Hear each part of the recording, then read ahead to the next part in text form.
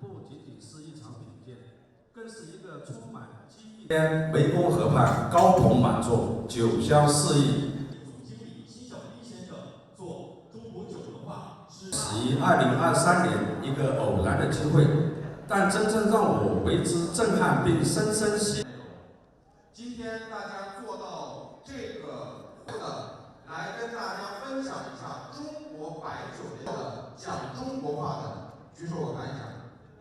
预祝本次品鉴会圆满成功，祝愿我们的看到场部人员不仅是在酿酒，更是在用做学术的态度去。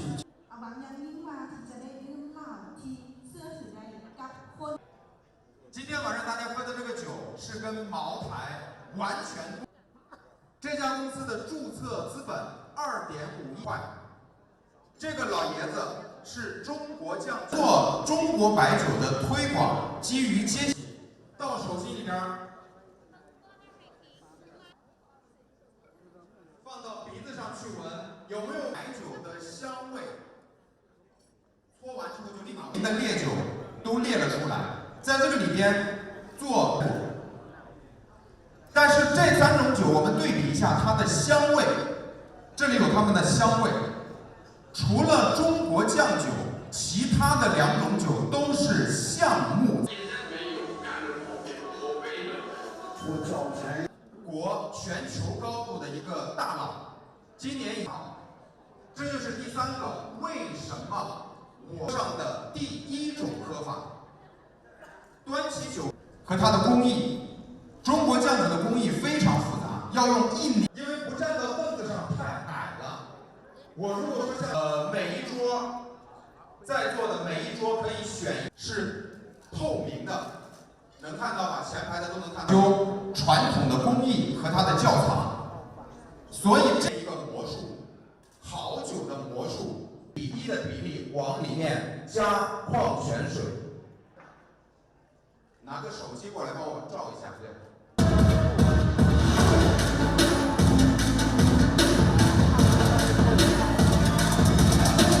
酱酒来自中国贵州茅台镇。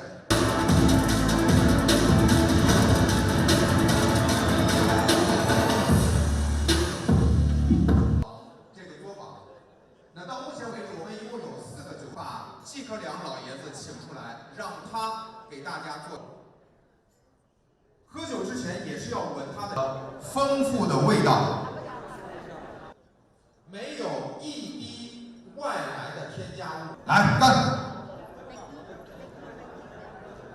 熟悉吗？这是不是过去大家喝咽下去的时候过喉咙1:1的比例往里面加矿泉水？的问题，这些东西都会影响到环境里头的卫生。因为不站到凳子上太矮了，我如果说像，好，谢谢。这个时候就能闻到这个酒里面的粮食的香味，烤面包的香味。可以给我点回应，给点掌声好吗？好的，有请我们的胡林先生、辛小兵先生以及陈少兵先生一起。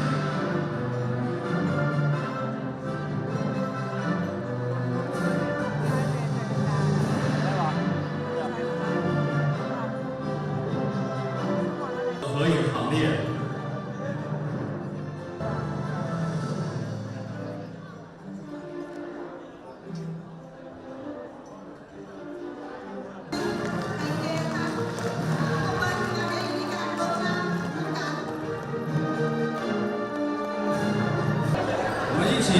干杯！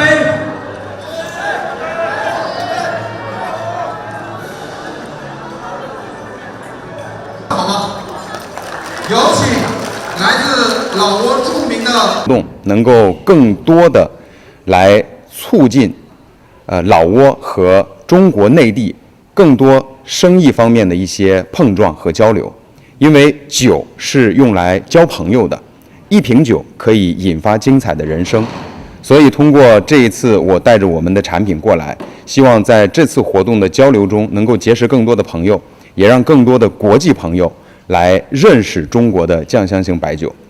老挝和中国是紧密的邻国，而且中国的酱酒和老挝有一个相同的地方，中国的酱酒产自赤水河一条河的两岸，而老挝有一条河叫湄公河，所以从这个角度来说，中国酱酒和老挝又可以用一衣带水来形容。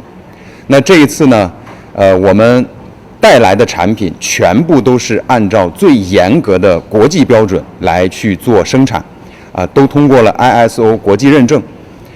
这次产品的品质可以完全放心。另外一个，我们这次也组织了非常丰富的体验的活动，在这里可以体验到中国白酒的层次感，感受它的酸味、甜味、苦味、辣味、涩味。另外一个也可以感受到很多中国白酒的玩法。过去喝酒可能更多的时候就端起酒杯一饮而尽，但是这一次我会用一种全新的方式，让老挝的酒友来感受到中国的酒文化之美，感受到中国的酒文化之健康。